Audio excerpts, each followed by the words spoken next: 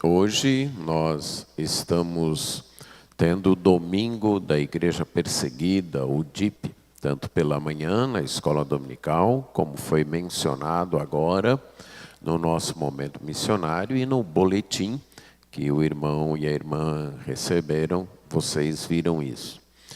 O domingo da Igreja Perseguida, então, foi um dia destacado para noticiar e orar por irmãos que estão sendo perseguidos por causa do Evangelho ao redor do mundo.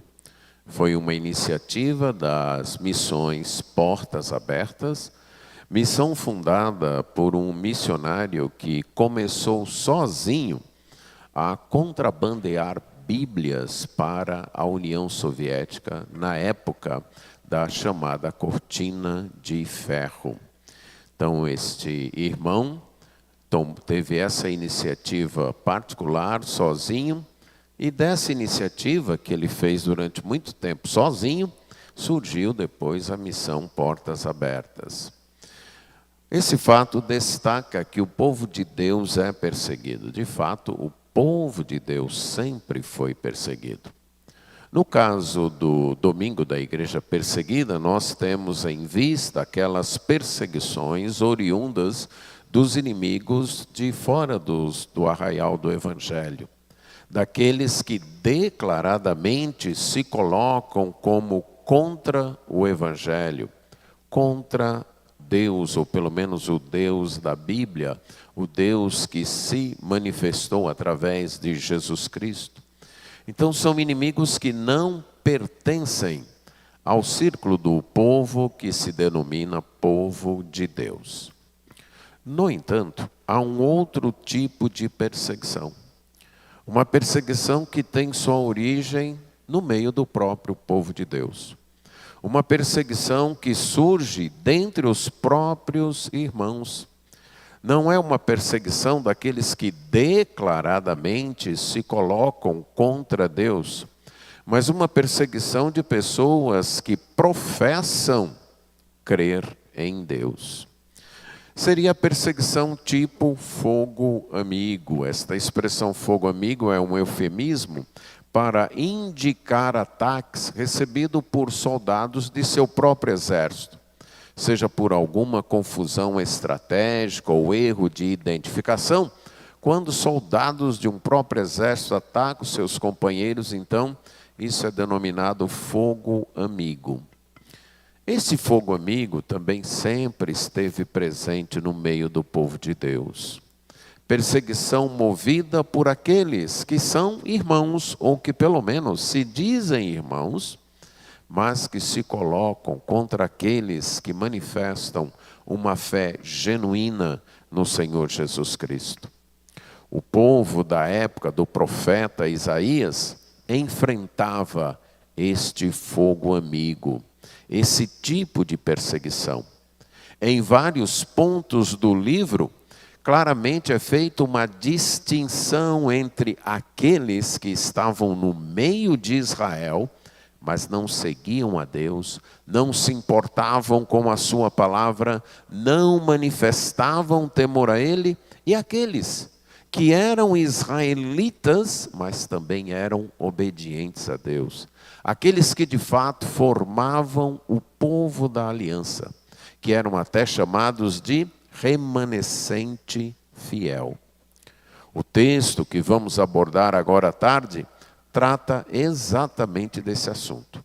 Continuando então nossa série de estudos neste livro, vamos para Isaías 66, 5 e 6, onde há uma palavra de Deus sobre exatamente a perseguição que surge dentro do próprio povo de Deus.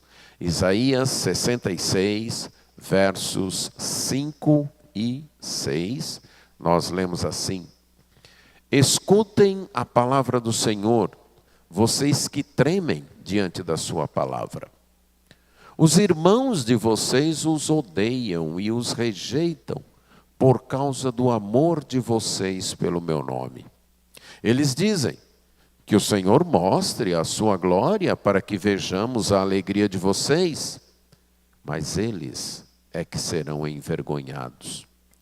Voz de grande tumulto virá da cidade, voz do templo, voz do Senhor, que dá a devida retribuição aos seus inimigos.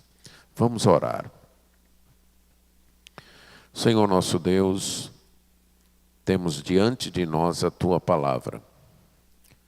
Reconhecemos a nossa incapacidade, indisposição para entender, amar e nos submeter a esta palavra. Por isso clamamos a assistência do Teu Espírito Santo, que Ele esteja trabalhando em nós, nos nossos corações, nas nossas mentes, abrindo o nosso entendimento, iluminando a nossa mente, abrindo os nossos olhos, inclinando a nossa vontade e as nossas afeições, para que esta palavra realize o seu propósito dentro de nossos corações. Que ela se torne realidade em nossas vidas. Isso nós pedimos em nome de Jesus. Amém.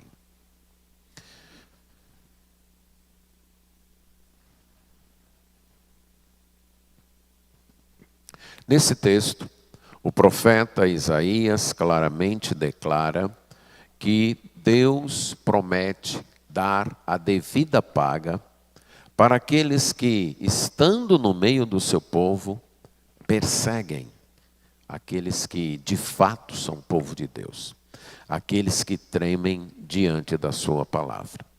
E eu quero destacar esta verdade em duas partes. Na primeira parte, verificar que o verdadeiro povo de Deus enfrenta perseguição, enfrenta oposição a partir de seus próprios irmãos.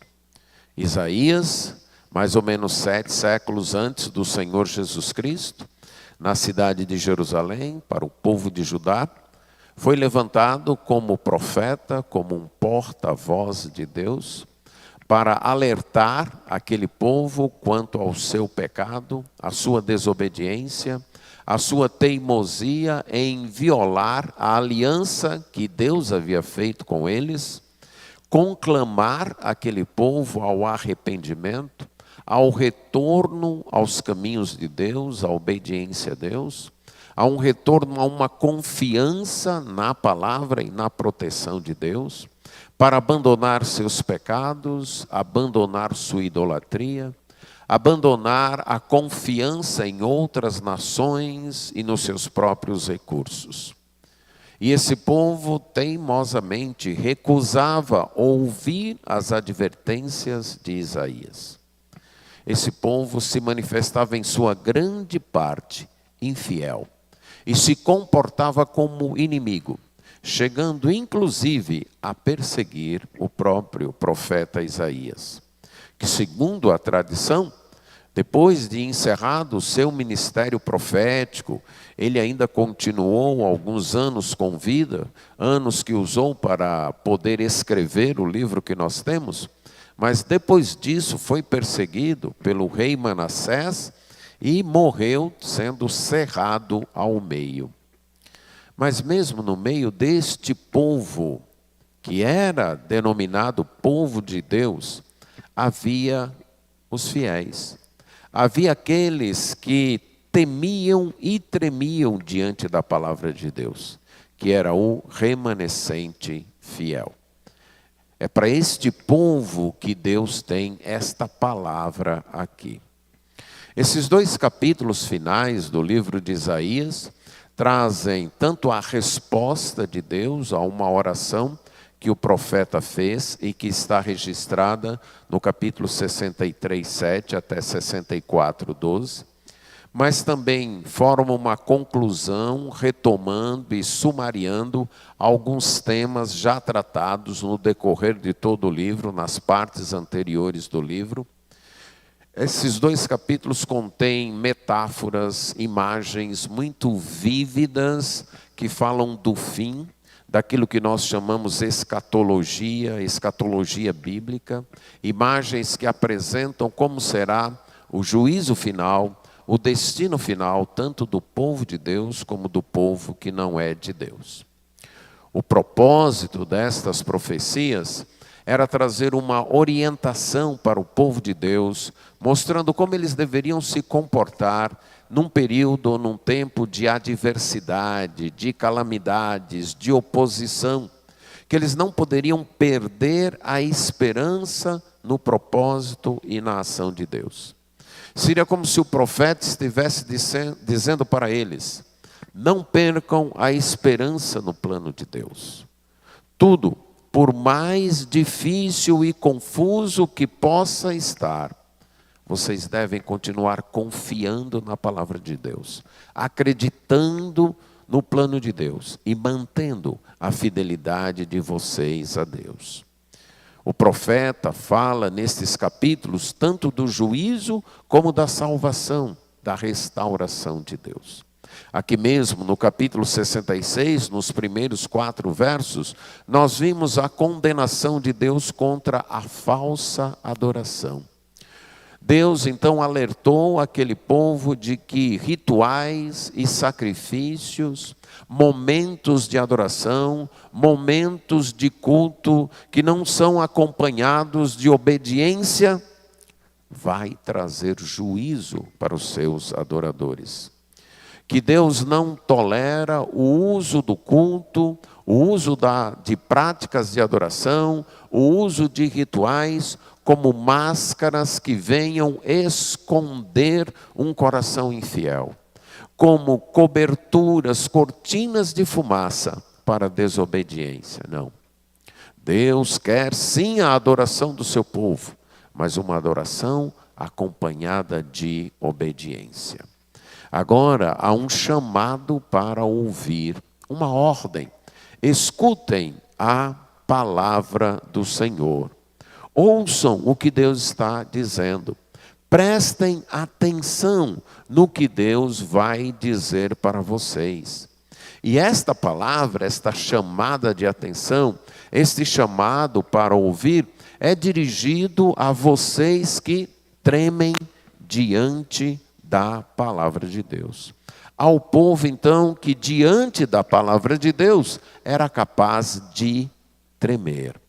Esta expressão, tremer, aparece como um adjetivo, na ideia aqui, foi traduzido como um verbo, mas seria: escutem a palavra do Senhor, vocês trementes diante da sua palavra. Então a ideia de pessoas que têm a qualidade de tremerem diante da palavra de Deus. E das 6 vezes que a palavra é usada assim, 4 se refere exatamente ao tremor diante da palavra de Deus. 2 delas nesse capítulo. Você estava aqui domingo passado, você deve estar lembrado do versículo 2, que Deus fala então de que para quem que ele vai olhar, a quem Deus está prestando atenção, em quem está o cuidado de Deus. É sobre as pessoas que chegam ou que chegavam para adorar no templo lá em Jerusalém. Era sobre as pessoas que traziam seus sacrifícios, suas ofertas de cereais, seus animais para serem imolados em sacrifício a Deus, mas que o coração não obedecia a Deus? E a resposta é não, não é para esses aí não. Para quem eu olho, é para o aflito e abatido de espírito e que treme diante da minha palavra. A ideia então aqui é de que os trementes diante da palavra de Deus são pessoas humildes, pessoas quebrantadas, pessoas que reconhecem que não têm mérito diante de Deus, pessoas que reconhecem que não têm o que apresentar a Deus, pessoas que reconhecem que estão em débito diante de Deus e que por causa disso tremem diante da sua palavra, respeitam a sua palavra.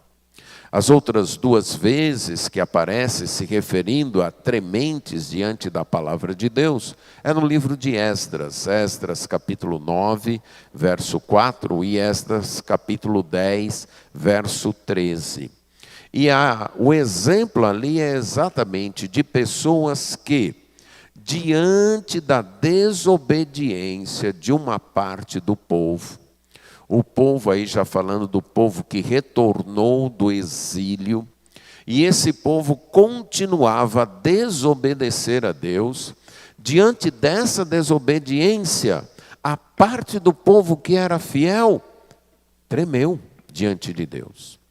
Diz aí no capítulo 9, verso 3 de Esdras, que quando ele ouviu o pecado que o povo estava cometendo, incluindo os sacerdotes, se misturando com as nações idólatras, diz que quando ouvi isso, rasguei as minhas roupas e o meu manto, arranquei os cabelos da minha cabeça e da minha barba, e me sentei perplexo. Então se reuniram em volta de mim todos os que tremiam diante das palavras do Deus de Israel, por causa da transgressão dos que tinham voltado do cativeiro. Porém eu permaneci sentado, perplexo, até a hora do sacrifício da tarde.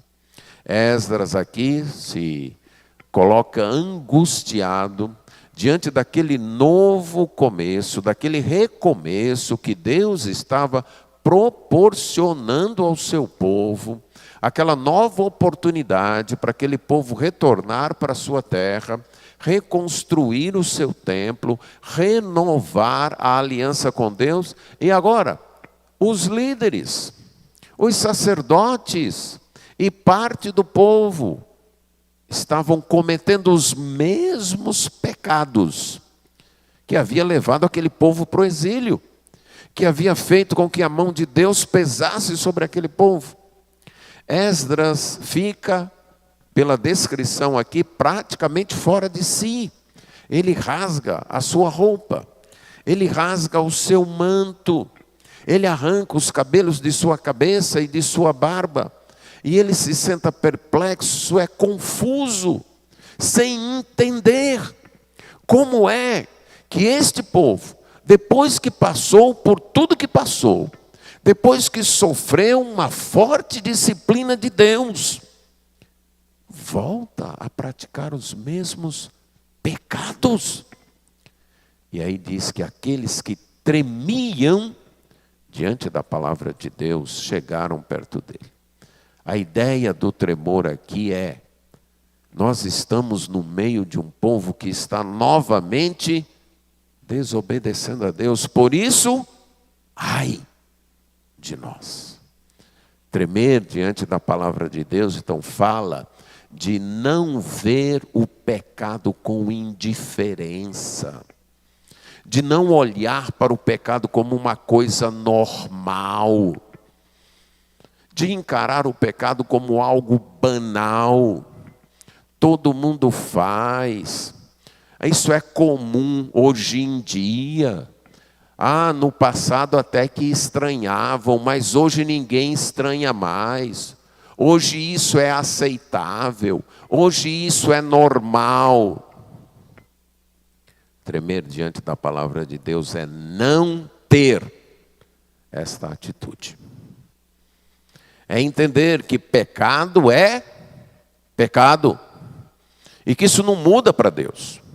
Pecado é pecado, e pecado atrai o juízo de Deus. Pecado atrai a ira de Deus.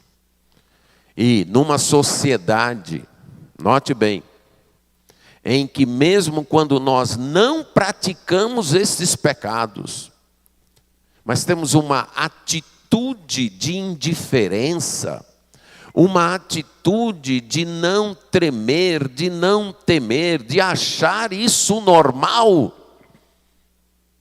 isso é não tremer diante da palavra de Deus. Porque numa sociedade assim, quando o juízo vem, ele vem sobre os que praticavam e sobre aqueles que eram indiferentes a esse pecado, que estavam no meio, que não praticavam, mas que achavam tudo muito normal, tudo muito comum. Tremer diante da palavra de Deus é levar a sério o que a Bíblia diz, é demonstrar um anseio por obedecer, é ter uma reverência apropriada por Deus, que nos leva a reconhecer nossa própria pecaminosidade, nosso coração distante de Deus. E isso então nos impede de continuar pecando. Tremer diante da palavra de Deus é levar a sério estas advertências e diante disso nos humilharmos diante de Deus, quebrantarmos o nosso coração. É quando confrontados com o nosso pecado, nós não reagimos simplesmente dizendo: todo mundo faz, não sou só eu que faço não, todo mundo é assim, todo mundo tem pecado, a carne é fraca, é assim mesmo, isso é normal. Tremer diante da palavra de Deus é quando confrontados com o pecado, a gente se humilha, a gente se quebranta e a gente clama por misericórdia. Se volta para Deus, clamando por misericórdia. Estes são os trementes diante da palavra de Deus. É para estas pessoas que Deus está dirigindo esta palavra de Isaías. Vocês que tremem diante da minha palavra. Vocês que reconhecem que aquilo que eu condeno é pecado e é para ser evitado. Que se não for evitado, ele há de prejudicar a vida de vocês. Ele há de trazer o juízo, o meu juízo sobre vocês. E por isso, tremem diante da minha palavra. A sociedade, todas elas, não é só questão do nosso tempo. Muitas vezes a gente tem a tendência de demonizar demais o tempo em que nós vivemos, como se tempos anteriores fossem melhores. Aí está o livro de Isaías para mostrar que não é assim, certo? O nosso tempo é difícil e todos os tempos foram difíceis. Lutamos contra o pecado e pessoas de todas as épocas lutaram contra o pecado. Mas trazendo para nós, cada vez mais nós nos acostumamos com o pecado. Coisas que 10, 15, 20 anos atrás poderia nos fazer corar de vergonha, hoje é visto como absolutamente normal. Absolutamente normal. Ninguém estranha, nem se esconde. Ouvi uma vez de uma certa pessoa que disse que antes, há uns anos atrás, se você quisesse ver coisas muito erradas, você tinha que sair da sua casa, ir para determinados lugares e pagar para ver aquelas coisas muito erradas. Hoje, no seu celular, na sua TV, no seu computador, você vê essas coisas erradas, seus filhos veem essas coisas erradas, e assim vai.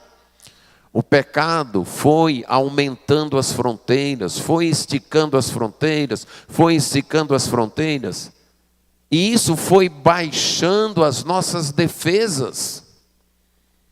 A gente começou a achar que tudo isso é normal, é assim mesmo, é desse jeito mesmo. Agora, quem treme diante da palavra de Deus, não é normal, não. Pode até que todos achem normal, mas à luz da palavra de Deus não é normal. Não vou achar isso normal. E vamos começar a tremer pelo juízo de Deus, que está para chegar sobre a nossa sociedade, sobre nós também.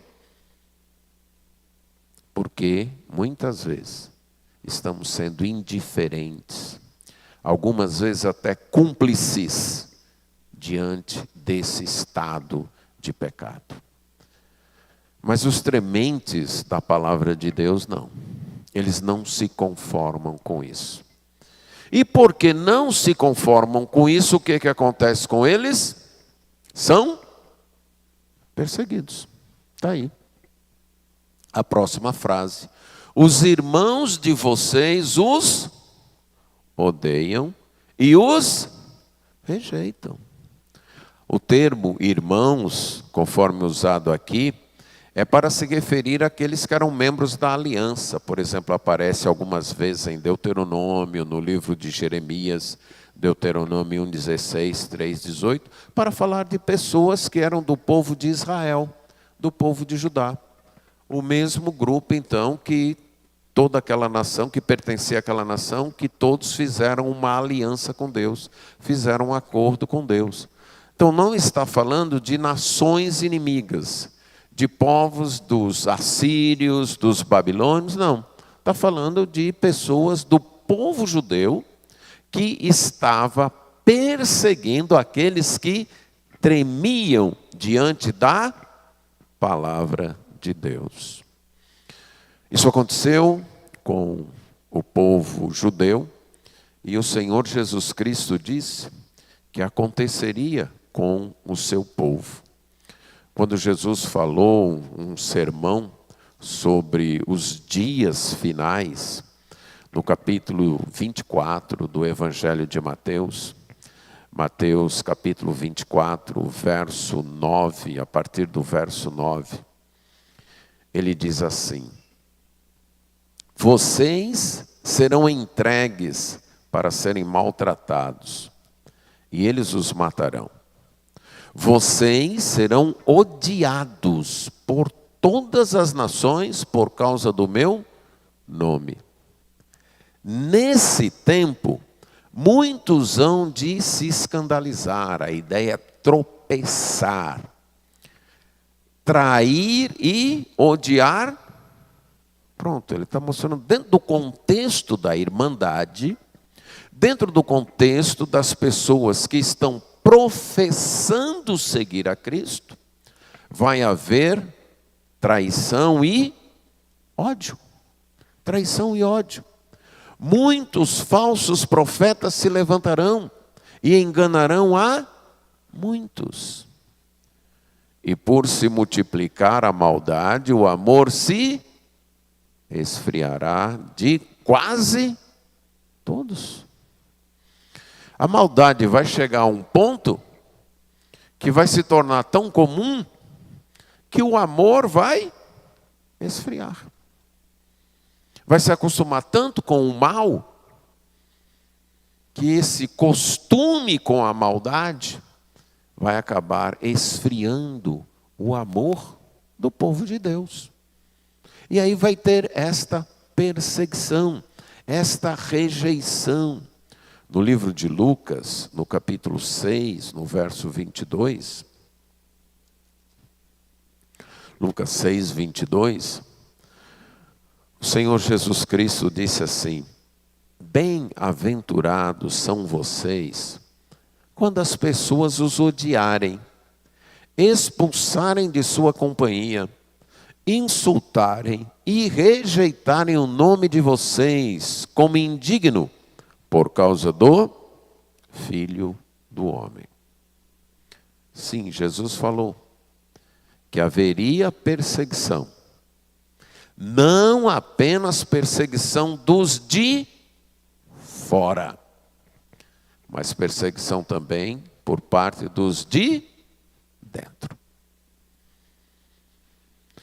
Uma divisão mais ou menos assim, entre pessoas que querem levar a sério a palavra de Deus e pessoas que se dizem de Deus, que querem continuar no meio do povo de Deus, mas que não querem levar essa palavra tão a sério assim.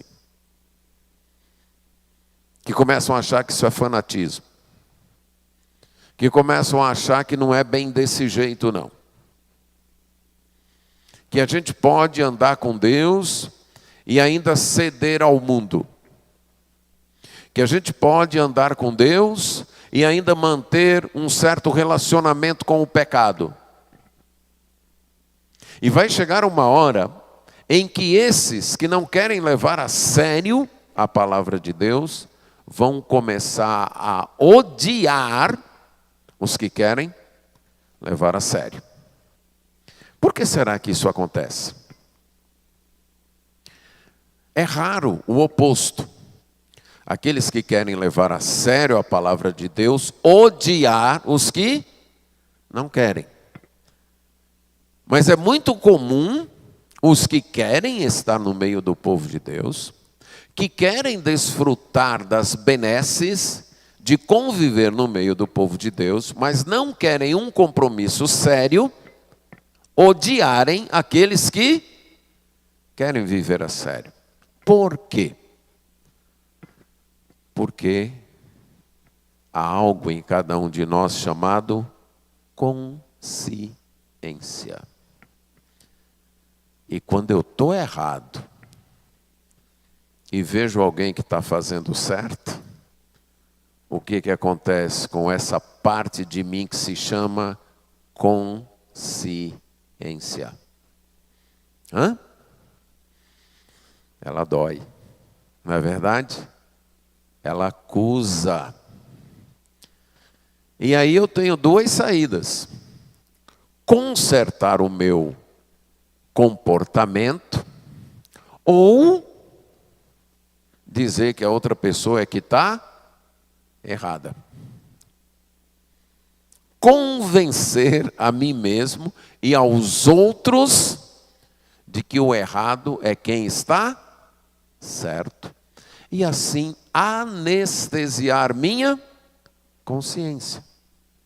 E quando eu não consigo convencer, vem o próximo passo aí de Isaías 66. Eu rejeito. Eu expulso do meu convívio. Eu me afasto. O que é isso? De eu todo dia ter que conviver com uma pessoa que não diz nada, mas a maneira como ela vive já me acusa. Já mostra que eu estou errado. Não dá. Certo?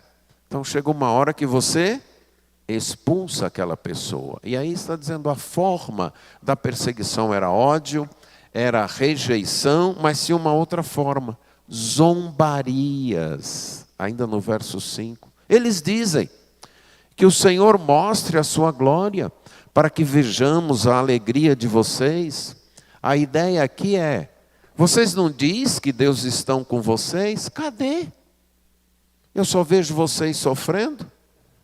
Eu nem vejo vocês felizes. Eu nem vejo vocês alegres. Cadê o Deus de vocês? Eu só vejo vocês no sufoco. Cadê o Deus de vocês? Que esse Deus apareça. Que esse Deus se manifeste. Olha aí, as pessoas que vocês dizem que estão erradas, elas estão se dando bem. As pessoas que vocês dizem que não estão andando com Deus, elas é que estão sendo felizes. Elas é que estão desfrutando de alegria. Mas vocês, cadê a felicidade de vocês? Cadê a alegria de vocês? Pois que esse Deus de vocês se manifeste, que Ele apareça. É interessante que esta acusação, essa descrição, melhor dizendo, de um comportamento assim, já apareceu no livro de Isaías, logo no início, lá no capítulo 5, versos 18 e 19, quando Isaías então diz, ai dos que puxam para si o pecado com cordões de injustiça, que puxam o pecado como se faz com as cordas de uma carroça. A ideia aqui é de pessoas que gostam tanto de pecar, que querem tanto pecar, que amarram corda no pecado, é uma linguagem figurada, evidentemente, e puxam o pecado para si de uma forma muito forte, bem amarrada, para que nunca ele se afaste delas. Aí no verso 19 diz, e eles dizem que Deus se apresse, que termine logo a sua obra para que vejamos, que se aproxime e se manifeste o conselho do Santo de Israel, para que o conheçamos. Além de viver em pecado, ainda zombam de Deus. Cadê? Há tanto tempo tem gente fazendo isso e nunca deu nada de errado com eles. Cadê o juízo de Deus? Cadê a glória de Deus?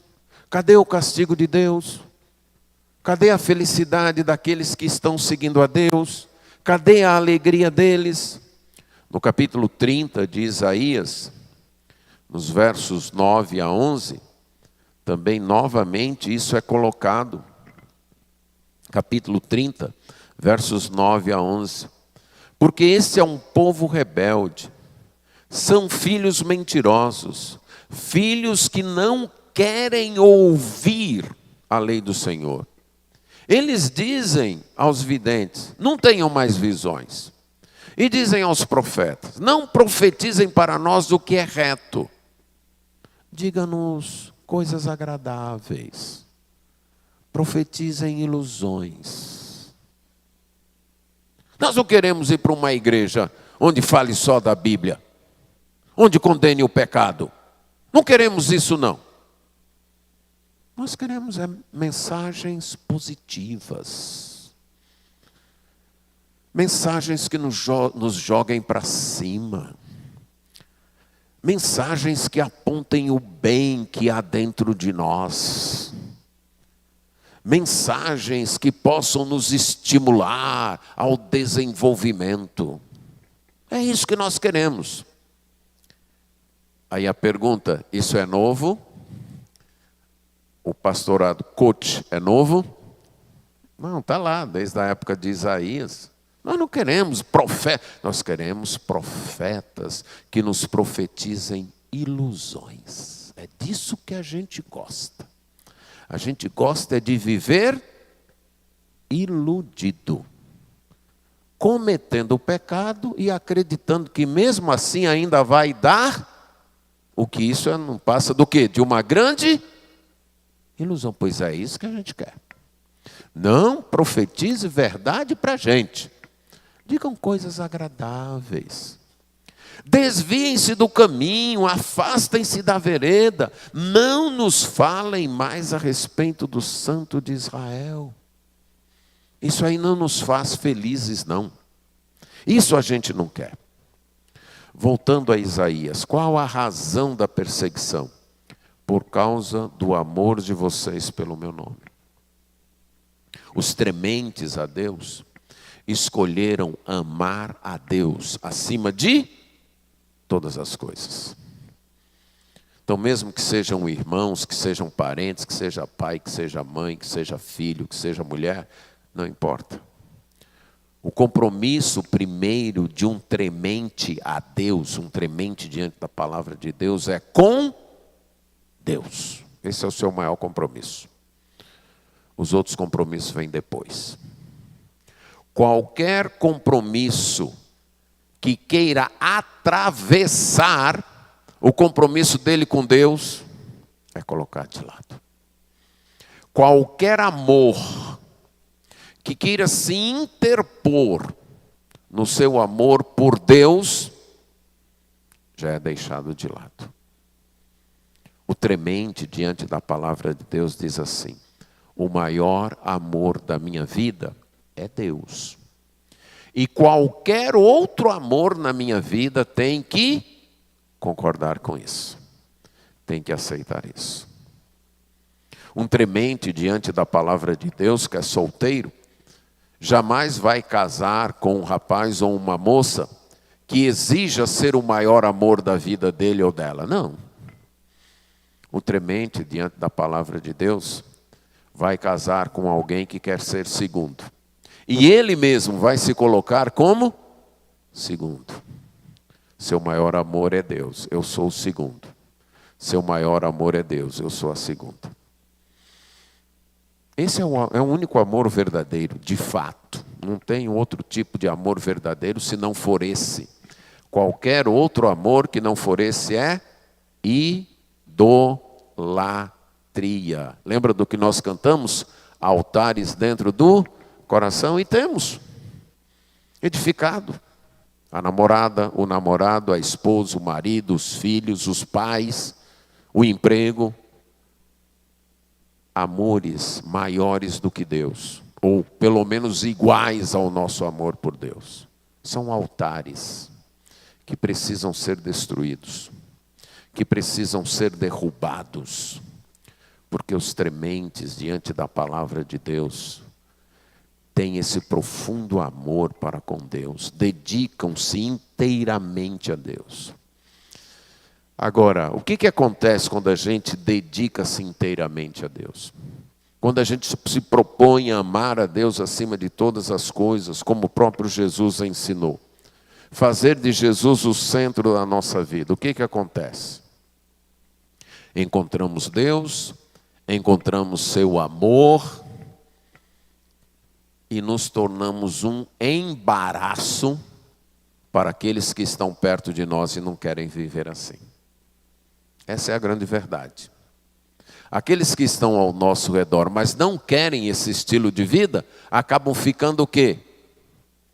Incomodados, chateados.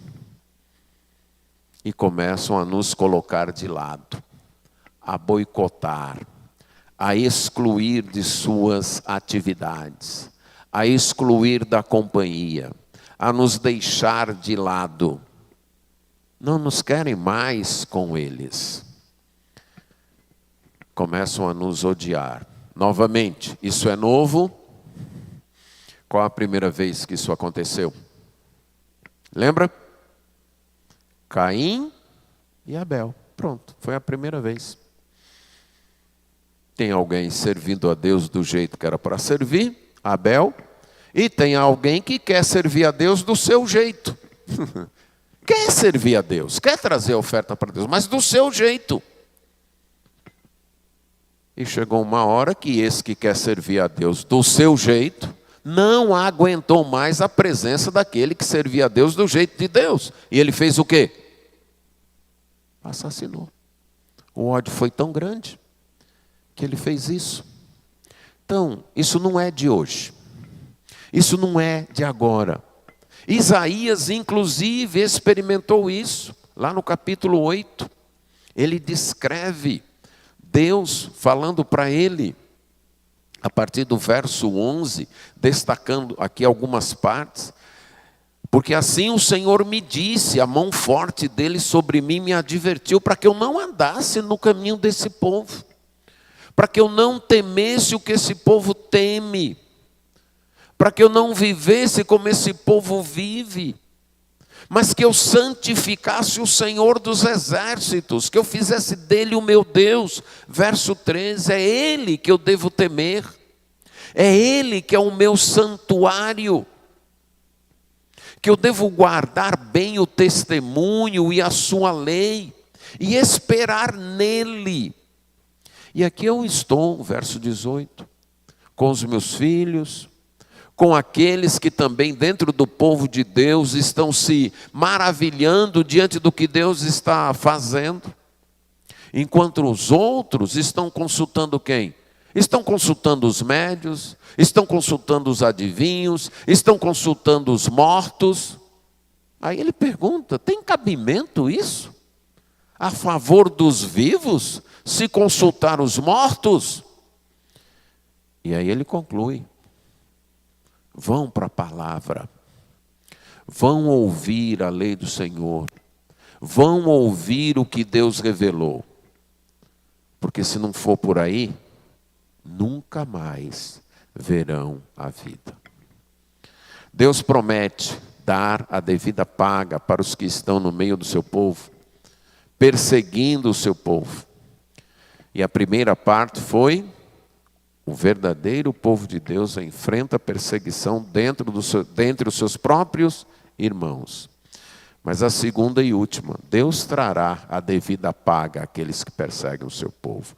Voltando a Isaías, a última frase do versículo 5, mas eles é que serão envergonhados.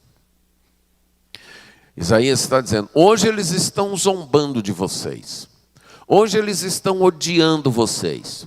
Hoje eles estão rejeitando vocês. Hoje eles estão excluindo vocês da convivência com eles. Hoje eles estão desafiando, perguntando, cadê o Deus de vocês? Cadê a glória desse Deus? Cadê a alegria de vocês? Cadê a felicidade de vocês? Mas aí Deus diz o quê? Eles é que serão envergonhados. A história ainda não terminou. O capítulo final da história ainda não foi escrito. Deus diz, eles é que ficarão decepcionados. Esses que agora estão zombando, no final, eles é que vão ficar na mão. Eles é que serão decepcionados. E aí no verso 6, Isaías declara o juízo de Deus em termos de uma tríplice declaração da voz de Deus. Voz de grande tumulto vem da cidade. Voz que vem do templo é a voz do Senhor, que dá a devida retribuição aos seus inimigos.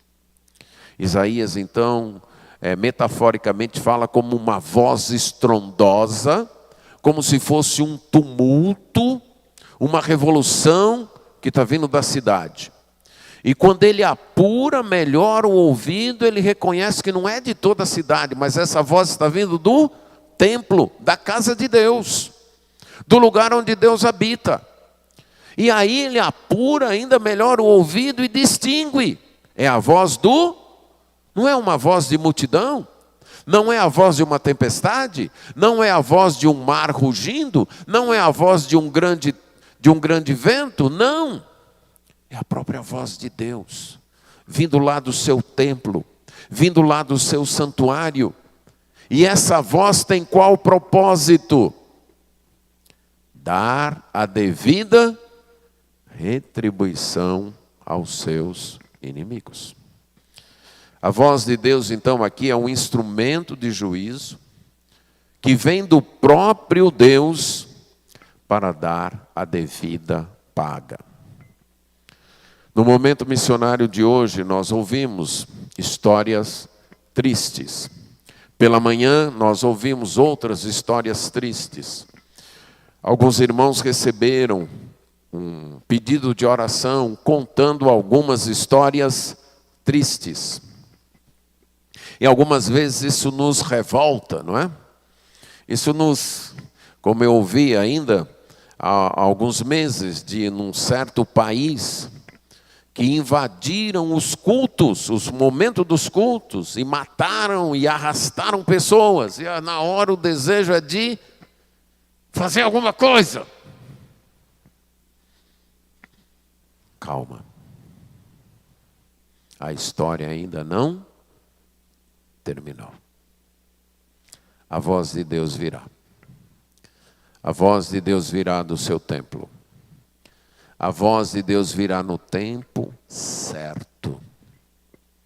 E Deus dará a devida retribuição aos seus inimigos. Isso é conforto, certo? Mas isso também é alerta. Porque esse texto traz uma palavra para o próprio povo de Deus. Não é uma palavra para os de fora. É uma palavra para o povo de Deus. Palavra de conforto, sim. Tenham esperança. Deus não perdeu o controle. Deus não errou a mão no governo. Não. Ele está dirigindo tudo.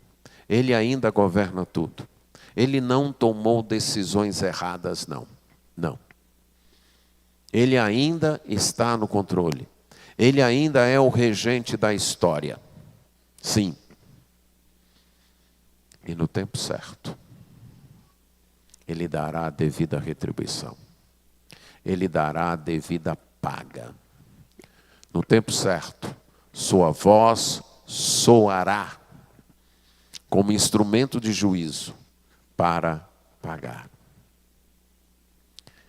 O conforto para nós é o fim é o que conta.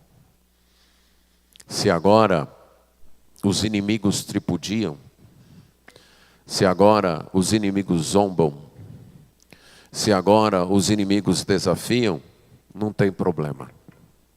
O fim é o que conta. No intervalo do primeiro para o segundo tempo, um time que está ganhando pode até fazer piada com um time que está perdendo. Mas o que vai valer mesmo como resultado do jogo é quando o juiz apitar o encerramento da partida. Aí sim, aí é que vai contar. Aí é que o resultado de fato vai valer. Então vamos aguardar o fim. Mas o alerta é: só está no meio do povo de Deus, sem tremer diante da palavra de Deus, sem ter um compromisso sério com a palavra de Deus, não vai livrar-nos do juízo. Estar no meio do povo de Deus, desfrutando os momentos agradáveis, as benesses do povo de Deus, sem que se trema, sem que se leve a sério, sem que se respeite a palavra de Deus, não vai nos livrar do juízo. O povo de Deus não é escudo suficiente para proteger desobedientes do juízo de Deus. Templo de igreja não é forte o suficiente para proteger desobedientes do juízo de Deus. Atividades religiosas, rituais religiosos, participação em cultos, não são muros altos o suficiente para proteger desobedientes contra o juízo de Deus. Tem que haver um coração humilhado, quebrantado e um respeito sério à palavra de Deus. É isso que vai nos livrar do juízo de Deus.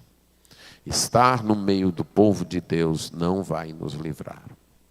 Apenas aquele cuidado, aquela reverência que se traduz em obediência à palavra de Deus, é que no final vai encontrar o conforto e a alegria do novo céu e da nova terra.